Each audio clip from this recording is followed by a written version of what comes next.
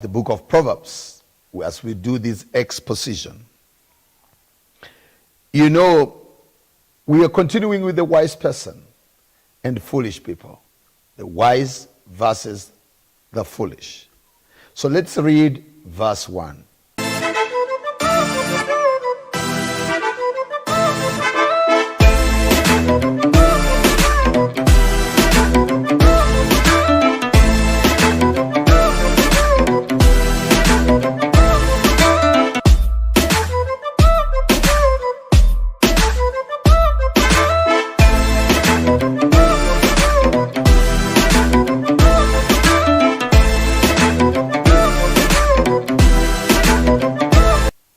A soft answer turns away wrath, but harsh words stir up anger.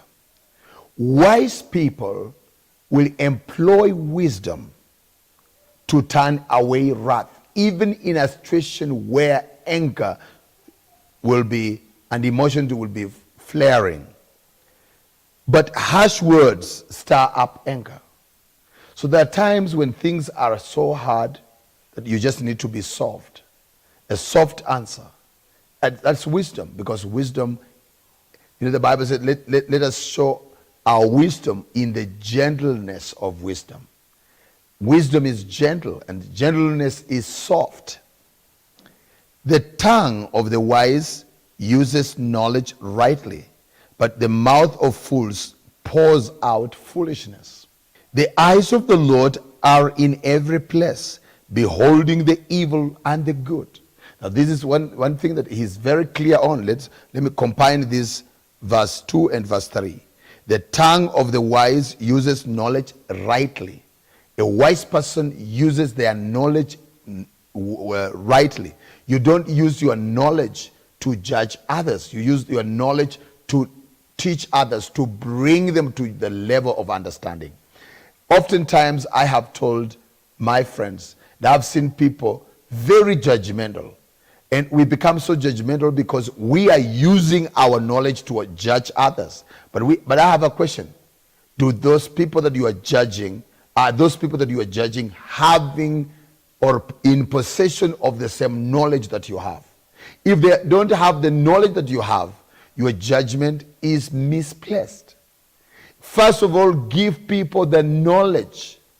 And then after you have known that they have the knowledge. And this is, by the way, this is the reason why I've been telling people I've never seen a bad boy and I've never seen a bad girl. I've only seen ignorant ones. Because some of the young people that people thought were rotten merchandise, I sit with these young people. I have gone to schools speaking to thousands of young people. I speak to hundreds of thousands of young people in this country and in other countries annually. And I have gone to places, I've gone to schools where, like, for example, by the time they introduce you, you see just total misbehavior among students. But do you know what? As I stand on the stage and I start speaking to these young people and I dive into their world and I speak to them from the point of a person who loves them, and I just dislodge all those nasty things that are in their mindsets, these young people turn around and they just become the best. Yesterday, I went to into a restaurant, and I found a principal of the high school. And this guy was introducing me to other people in the hotel. And he says, this guy, you invite him to your school to speak to the students, and you will have a totally different school at the end of his talk.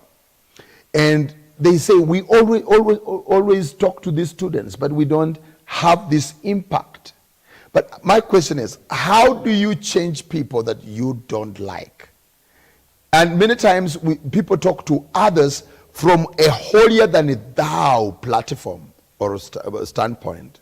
Holier than thou. So it is like, you young men of this generation, you young men of this type, of this age, these current young people, you have your problems. You're average time.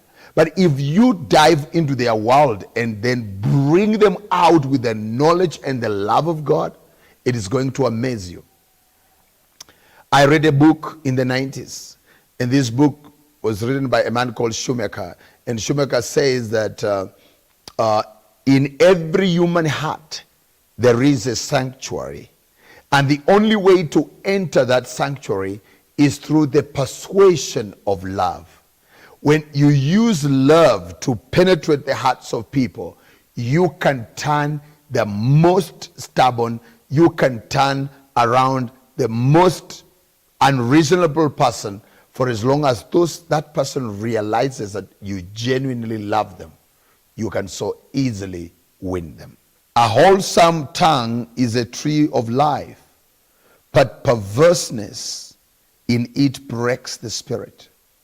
So a person who has words that are full of grace, those words are like a tree of life.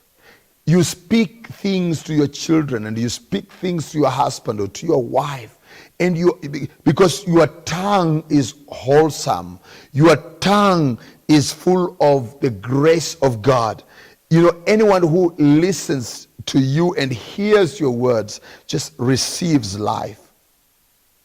But perverseness in it breaks the spirit. If you are perverse in your tongue, you break even those people who were excited to do great things, just because of how perverse you are. A fool despises his father's but he who accepts correction is prudent. Anyone who accepts correction is prudent, but a fool despises his father's instruction. In the house of the righteous is much treasure, but trouble is in the income of the wicked. The lips of the wise disperse knowledge, but the heart of the foolish does not do so. The sacrifice of the wicked is an abomination to the Lord, but the prayer of the upright is his delight. When the wicked bring their offering, it's so that people may see that they have brought their offering, like the way you have seen the politicians in Kenya behave.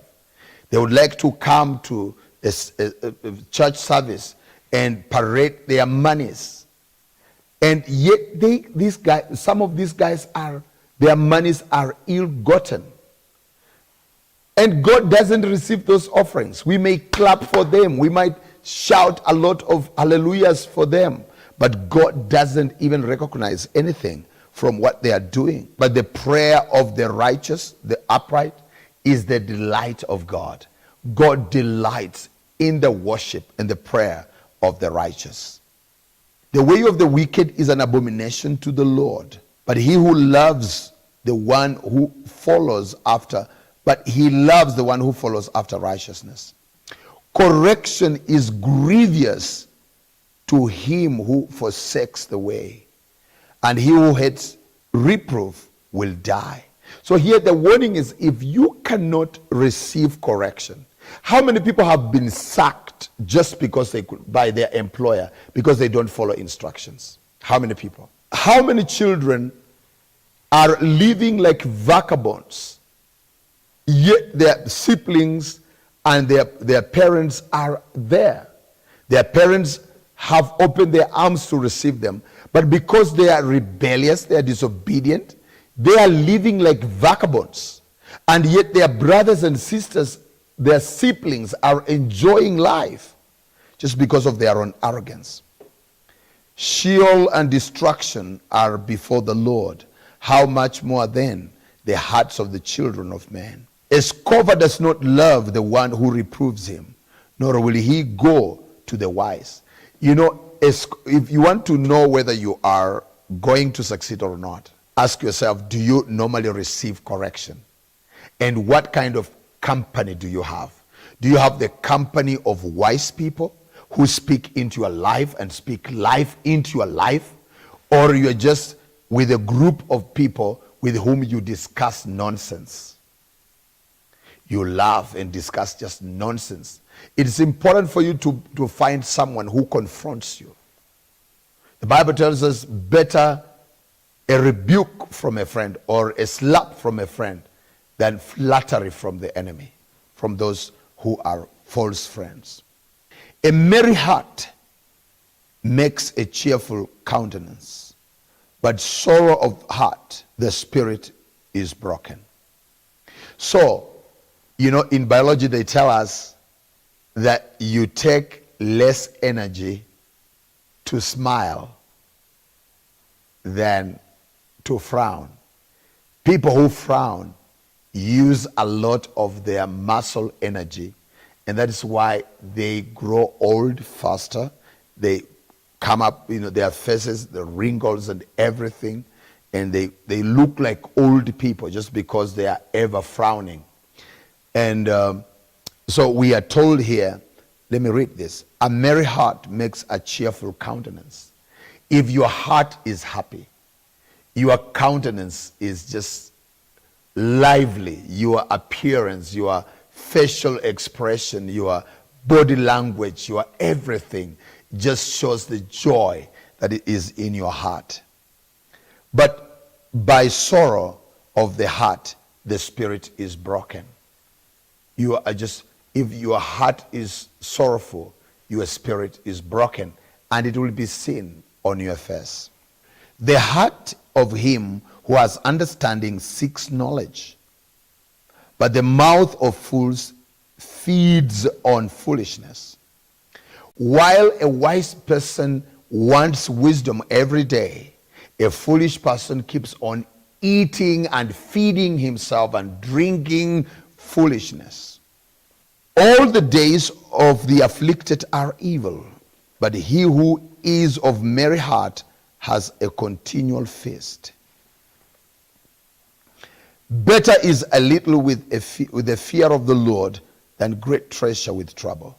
Better is a dinner of harps where love is than fattened oaks with hatred. Now, what the psalmist, Solomon is saying is that better be in a house where people are just eating vegetables, and yet there is love. You are eating vegetables and there is love. You are valued in a house where they are eating vegetables and they love you, than a house where there is meat. They eat lots of meat and yet there is no love. There is hatred. There is oppression. A wrathful man stirs up strife, but he who is slow to anger appeases strife. Now, this one tells us of the environment that is created by people who are easily angered. So he says, an easily angered person stirs up strife. Why do we have guerrilla movements in countries? Why do we have insurrections in countries? It's because people are angry. So anger stirs up strife in a nation.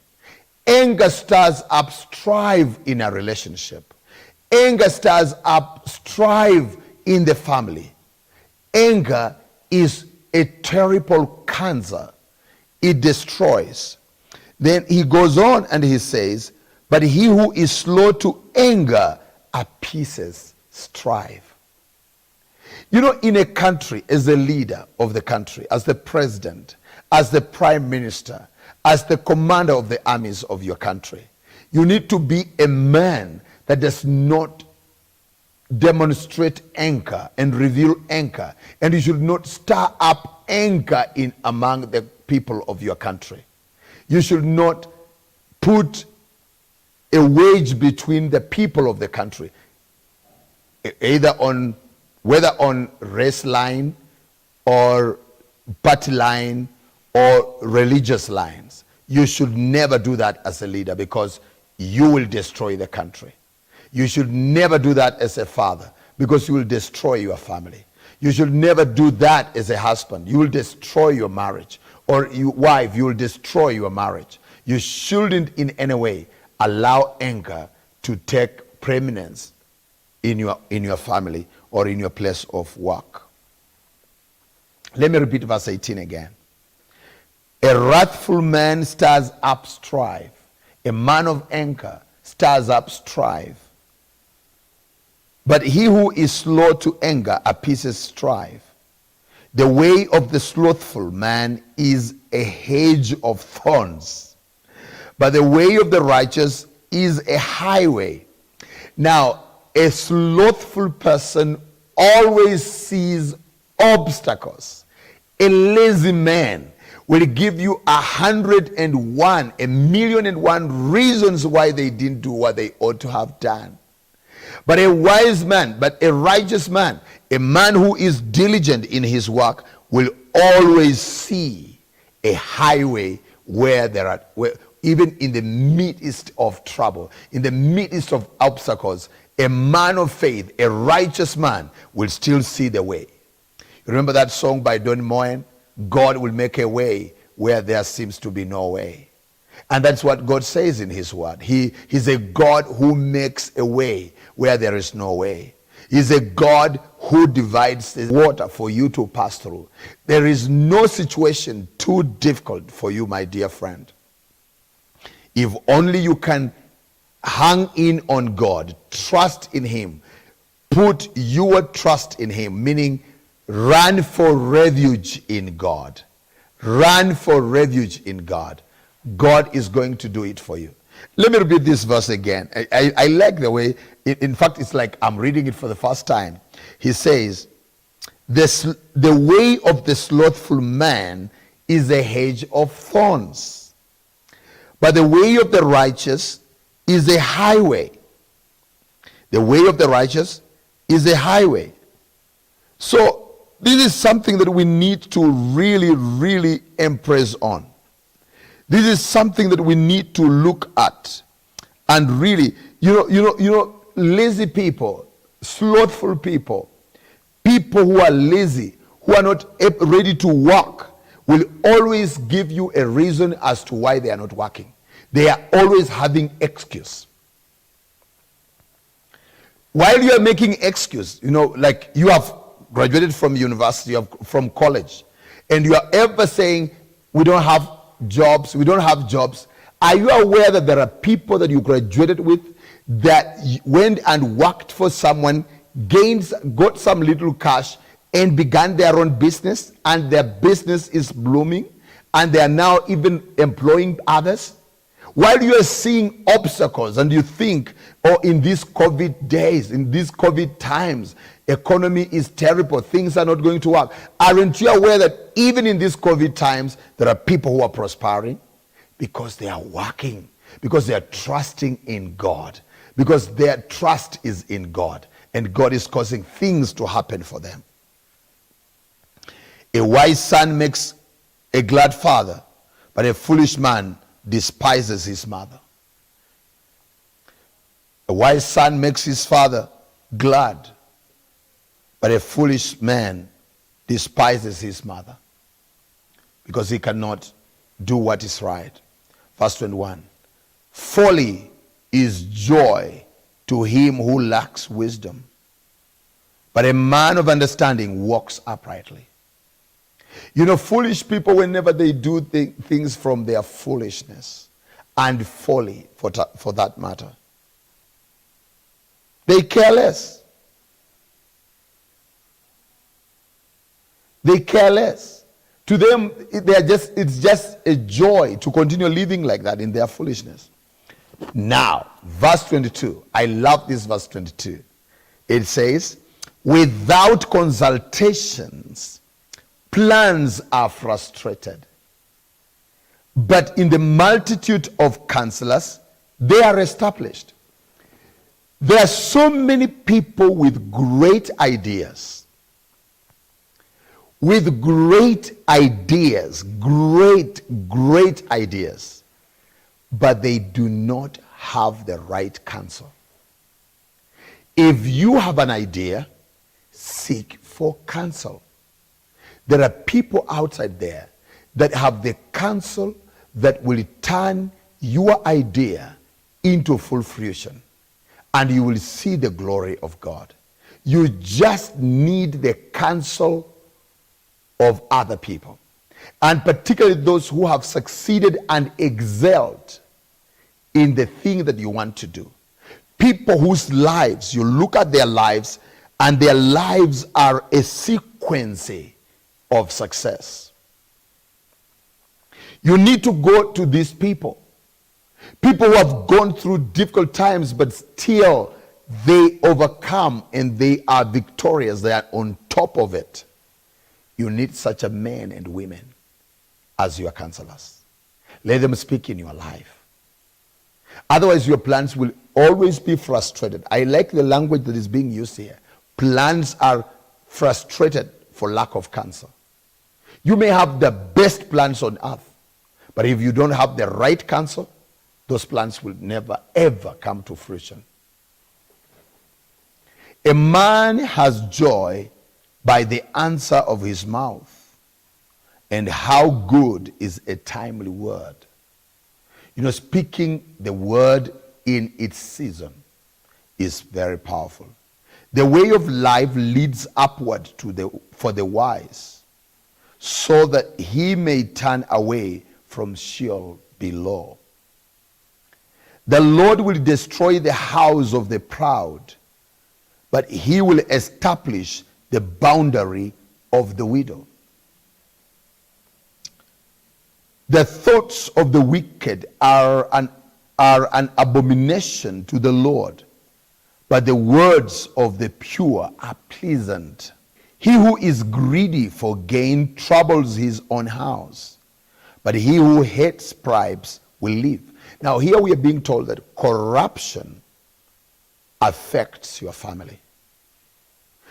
Don't enjoy corrupt proceeds, because corrupt proceeds will affect your family. They will not only affect you, they will affect your children. So you had better shun all forms of corruption.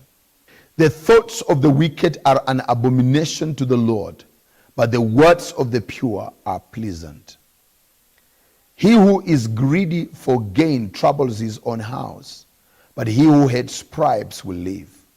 The heart of the righteous studies how to answer, but the mouth of the wicked pours out evil things. Now here we're being told that a wise person considers his answer before he gives it. A wise person sits down, evaluates his answer, and asks himself or herself, is this answer prudent enough? Is this answer gracious enough to the person that has asked?